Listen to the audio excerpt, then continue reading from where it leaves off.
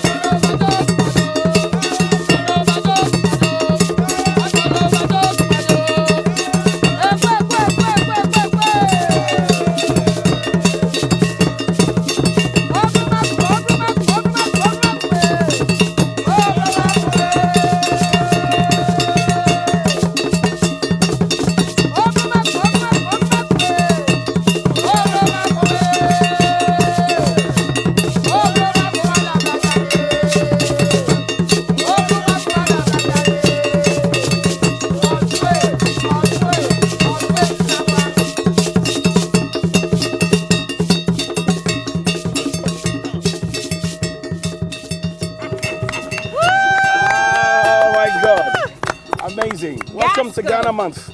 This is the Gasco cultural troupe, by the way. Gasco, right? Yes, that's how it's pronounced. That's a lot of energy. Exercise. What does that mean, though? Ask them. What's the kwe? Oh, it's a chant. Yeah. Oh, a war chant or? Oh no, like that's excitement. Oh, okay. You know, so this is Ghana Month. We're coming to you live from the Kwame Nkrumah Mausoleum, and once it's mentioned, you do know the essence that Osajifo Dr. Kwame Nkrumah brings to our memory. But how well has this place been preserved, and other places as well, that tells the story of Ghana, that tells the history and culture of Ghana, that paints that tourism picture, and that also draws people closer to us. How well have we preserved it? And that's my big concern this morning. How well we have done that. For me as well. It's evident. I mean, when you look at pictures, I don't think that the last time I came here I even saw water, because naturally the way it's designed, there's supposed to be water around the mausoleum, and that's supposed to showcase immortality. So basically means that even though the Osajifo is dead, he still lives in our hearts and in our minds. That's right. But for a very long time, and I've been here a few times, I've never seen the water flow. I remember that there's a museum behind that's preserving his hair, his clothes and all of that. There are some of those things that are not available even in the museum. So I was questioning myself that for the many years, I mean, if you travel to other countries, and I always use Egypt as a case study, because I went to Egypt, and even if it was not from the 1970 or to whatever, they were still able to create other things to represent what was there in the past. That's right. We don't have that here, and for me that's been my biggest worry, because we've been talking about the year of return, beyond the return. So many people came back, but what really did they discover when they came to places like this? It's important. We're entering our 64th year. Hopefully we can find that maintenance culture to maintain these beautiful sites. If we want to make this the hub of West Africa, the hub of tourism, there's still so much that needs to be done, because the history is so deep, it's so beautiful, we can't let it go to waste. Absolutely. You know that the BBC, for example, voted Osajifo as the most influential African of the century, a whole century. And then before I got here this morning, I went to the National Museum as well. The story is no different. You go to the Center for Arts and Culture here, story is no different. And even that recently there was a concern about moving them. Exactly. So the concern is very, very deep. And every year we'll make speeches. Every year we'll hold conferences and issue white papers. Every year we'll set up committees.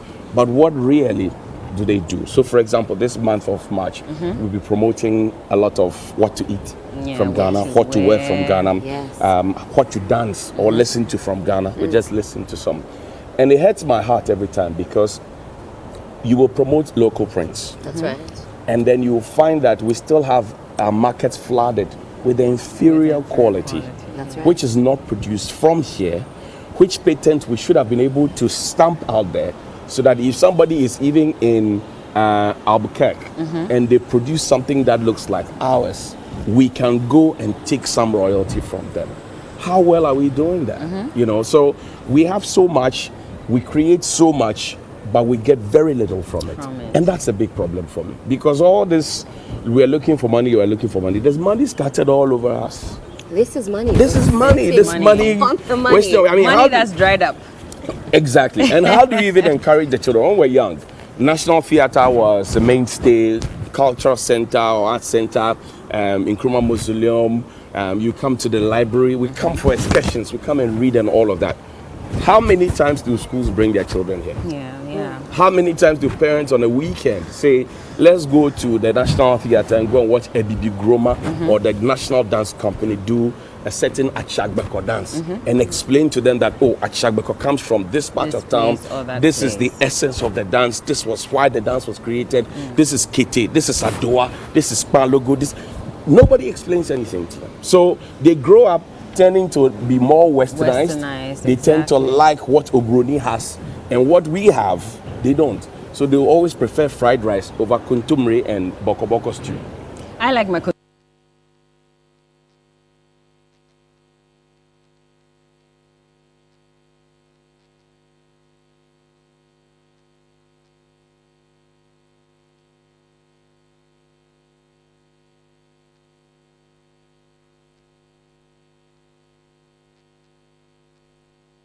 had people who've tried Nigerian jollof, Ghanaian jollof, and Senegalese, and they're always saying that Senegalese jollof is actually the real deal. It's very so it has a bit of cassava flakes, everything.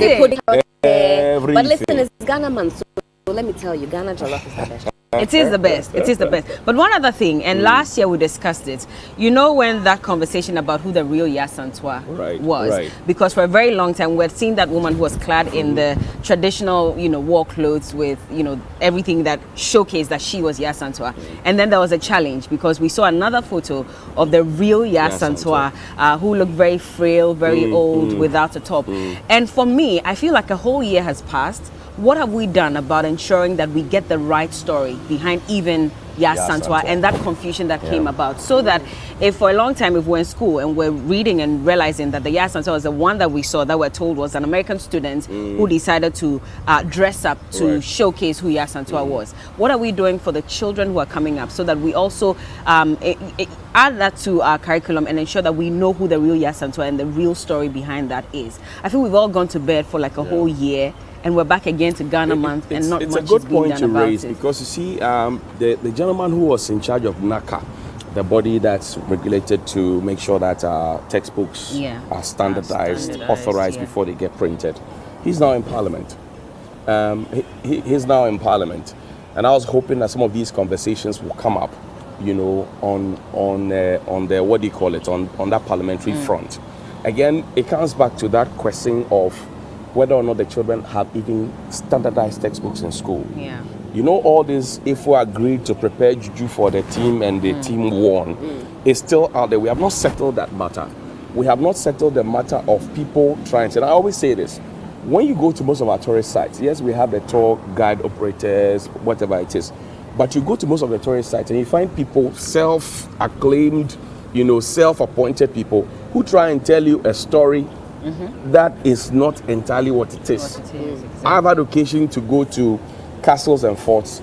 I took 3 different trips on that same day, and the stories I heard from 3 different tour guides were totally different. Even though some ran through, I mean, the embellishments that they have, and that's one problem with oral history, and if you have studied anthropology. So we need to streamline what it is that we want to sell to the world. And do. Recently I saw on the internet, this one that we're wearing, the native sandals. Somebody has produced some, given it some very nice, fanciful name, and it's selling for huge number of dollars. Even Ghana must go back. Yes. Even Ghana must go back. And you go online, and all these big designers are yes. selling it for ridiculous amounts as well. So So we have not patented those things. Yeah. So anybody gets up and that's it. So I asked somebody who works at GTP, when you see your designs that you work so hard to create and print to sell out there in a fake Chinese version, what do? Like what the guys say, Insha, you know, the original GTP is heavy. Yeah. ATL is heavy. Woodin is heavy. Vlisco is heavy. And these are all Ghanaian products. That's right. Now, the inferior ones are very, very light. And you know, in a traditional setting, if you are a daughter-in-law or whatever it is, you have to come properly clad in your kaba and slit, and it has a cover cloth as well. So those who cannot afford the original, go for the inferior, and then once they wear it, they can say, Insha, you hear go say, me too, I wear some. Yeah. Do you understand? And our companies are watching and making these fakes take center stage. You go to Makola now, they'll tell you there's high target, and then there's original GTP. Where does it come from? I mean, do you even think about the carcinogens that are used in printing them and the possibility of giving the people cancer? This is FDA's job. This is Standards Authority's job. This is Ghana Tourism Authority's job. Everybody has a role to play in it. And for me, I think that too many meetings, too many documents, too many committees, we go and sleep, we come back, like you say, one more year, and we say, let's celebrate Ghana.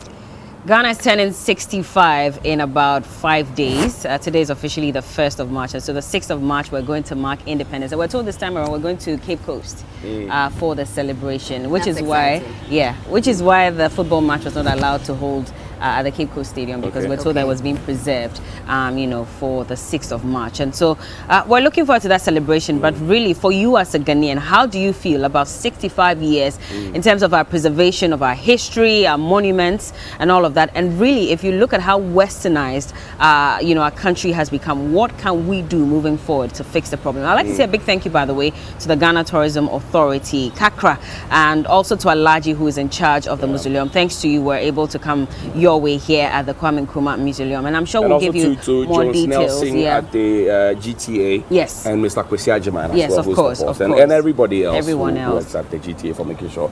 You know, there was one thing I wanted to say. That 6th March is coming. As a kid, I used to march in the hot sun, JSS 1, 2, 3, SSS 1, 2, 3.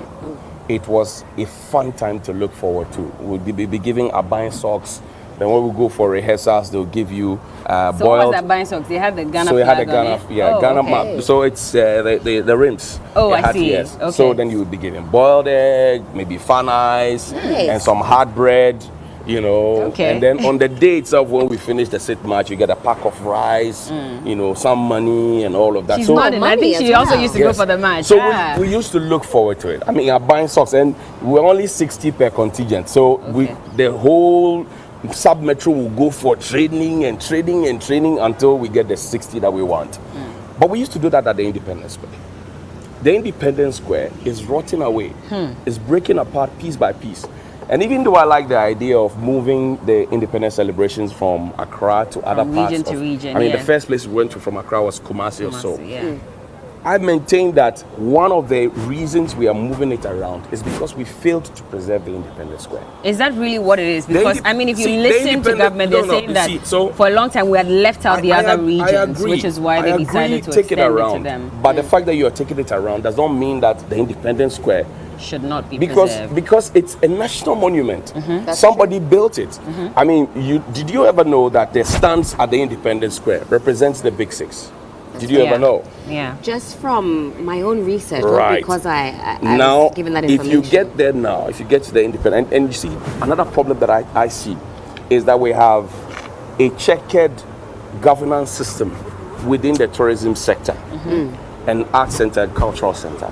So museums and monuments board will have to take charge of a place like this, a place like the Independence Square.